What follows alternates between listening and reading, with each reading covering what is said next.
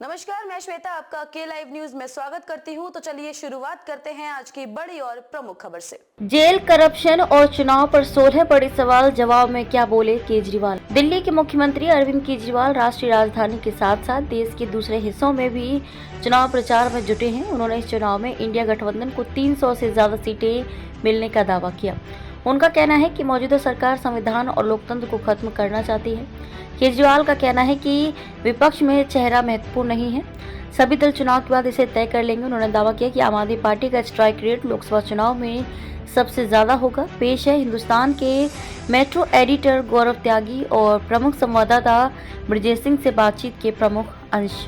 दिल्ली की 7 सीटों पर चुनाव प्रचार अंतिम चरण में है। आम आदमी पार्टी के लिए क्या संभावना है? देखिए, जिस तरह से झूठे केस में फंसाकर मुझे चुनाव की घोषणा के ठीक 5 दिन बाद 21 मार्च को गिरफ्तार किया गया था, उसका मकसद मोहल्ला क्लिनिक और मुफ्त बिजली समेत दिल्ली की अन्य सेवाओं को बंद करना था। इसे लेकर जनता में गुस्सा है। मुझे लगता है कि ये वोट में तब्दील होगा। इंडिया गठबंधन दिल्ली में 7 सीटें जीतेगा। दिल्ली में 3 विधानसभा चुनाव जीतने के बाद भी अभी तक आपको लोकसभा चुनाव में सफलता नहीं मिली। इस बार जीतने का समीकरण क्या है? उन्होंने जिस तरह मेरी गिरफ्तारी की है उसके उल्टे परिणाम होंगे। जब हम पहले 2 बार लोकसभा चुनाव लड़े तो हमें सिर्फ दिल्ली की पार्टी थी।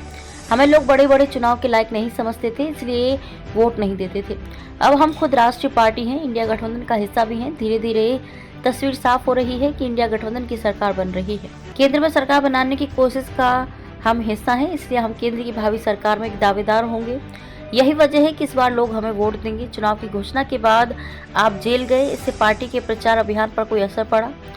मेरे जेल जाने का बहुत प्रभावी असर पड़ा है। हमारी पार्टी और मजबूत हुई है।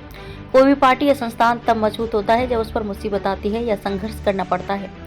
पार्टी एकजुट हो गई है। इन्होंने सोचा था कि पार्टी बिखर जाएगी, लेकिन उल्टा हुआ। पार्टी परिवार की तरह एकजुट हो गई।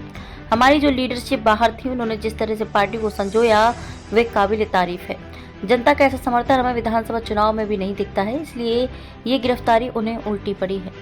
इंडिया गठबंधन की सरकार बनी तो चेहरा कौन होगा वह तय कर लेंगे। इस वक्त देश को बचाना है सबसे ज़्यादा जरूरी है। जिस तरह लोगों की गिरफ्तारी हो रही है उससे लगता है कि वे पूरे विपक्ष को जेल में डाल देंगे।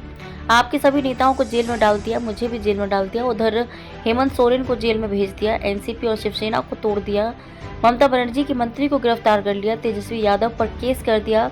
ये किसी को भी नहीं छोड़ने वाले। सारे विपक्ष को जेल में डालकर अगर जीत गए तो उसके बाद ये राज करेंगे।